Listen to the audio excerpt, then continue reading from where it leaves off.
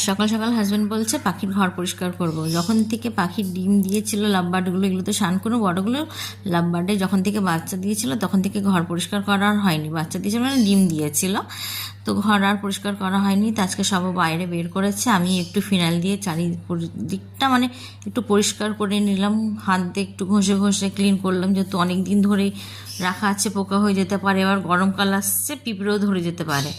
তখন তো ডিম ফেটে বাচ্চা বেরিয়ে গেছে, তো সব পরিষ্কার করে নিলাম। ও একটু সব বড়গুলোকে স্নান টান করিয়ে পরিষ্কার করিয়ে নিয়ে চলে এসছে। তারপরে সব পরিষ্কার করে আবার সব যেখানে ছিল সেখানেই রাখা হলো। কিন্তু বাচ্চাগুলোকে আর আমরা ছুলাম না, যেহেতু বাচ্চার বিষয়ে এখন অতটা আমাদের যে নলেজটা নেই, জানি না, প্রথম হয়েছে ডিম ফেটে বাচ্চা, তো কি করব না করব সব ওইভাবেই রেখে দিয়েছি। আর বড়গুলো দেখুন কেমনি তাকাচ্ছে স্নান টান করে।